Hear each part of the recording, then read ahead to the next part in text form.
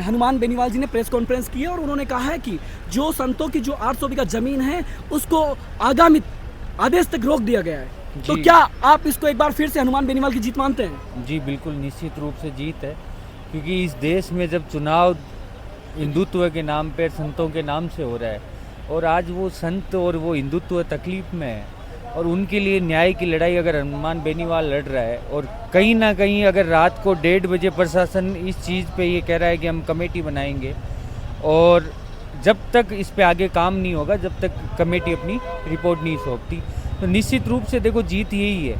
अगर आप देखो तो जीत के कोई वो नहीं होते कि अलग अलग मापदंड होते हैं, जीत होती है। भाई संतों के लिए अगर आप रात को 1:30 बजे सड़क पे खड़े हो, वो एक संतों की जीत है, हिंदुत्व की जीत है। भाजपा संतों की बात करती है और भाजपा और कांग्रेस दोनों यहाँ से निरादर दिखाई दी है और हनुमान बेनीवाल ने रात को 2 बजे आके संतों के लिए अपनी मांगे मनवाई है। नहीं बिल्कुल, देखो निश्चित रूप से किसान, चाहे युवा, चाहे बेरोजगार हो, चाहे संत हो, अगर इनके लिए कोई लड़ने के लिए तैयार है तो वो एक ही आदमी है पूरे भारत में, उसका नाम हनुमान बेनीवाल है। इसीलिए युवा मुझे लगता है कि न्याय योद्धा कहते हैं, क्योंकि रात को 2 बजे युवाओं के लिए, संतों के लिए मैदान में आते हैं और प्रशासन से टकराव करते हैं और अपनी मांगे मनवाते हैं। बिल्कुल, पहले गांव में कोई ढंग को पटेल उतो ने बिन रात नहीं वास्ते टटोलता कि वो कोई न्याय की बात करी, तो वो पटेल ही है जो न्याय की बात करे और रात में बात करे। तो यान को न्याय पुरुष बहुत कम मिल सी और वो तो सौभाग्य है युवा पीढ़ी को कि यान को एक ताकतवर नेता मिले जो को की आवाज़ उठावे। बेनीवाल ने यह भी कहा था मंच से कि युवाओं, आप मेरे बेटे हो और आपके मेरी बदौलत ही आपके माँ बाप ने मुझे भेजा है। यहाँ खासकर कहने का बात यह है कि वो अपने समर्थकों का पूरा ध्यान रखते हैं। नहीं बिल्कुल, देखो सब बड़ी ताकत जो कि परिवार की आई हुए कि छोटा ले बड़ा सब ने जो साथ ले चले वो परिवार को मुखिया हुए। तो हनुमान जी माँ काबिलियत आज होगा नहीं बहुत सदियाँ है, क्योंकि बे आज भी लोग ना कहता है रहे कि अब रात ना और के जरार बेजी के घर सुरक्षित पोगनो है। जरूरी को नहीं कि सुरक्षित आणु ही है, वापस घर भी सुरक्षित पोगनो है, और बिल्कुल ख्याल हनुमान जी राके। नौतपा चला, आज नौतपा तीसरा दिन, 47 डिग्री टेम्परेचर में लाखों नौजवान युवा समर्थक उनके आज इस कार्यक्रम में आए, इसको कैसे देखते हैं आप? 47 ही था क्या?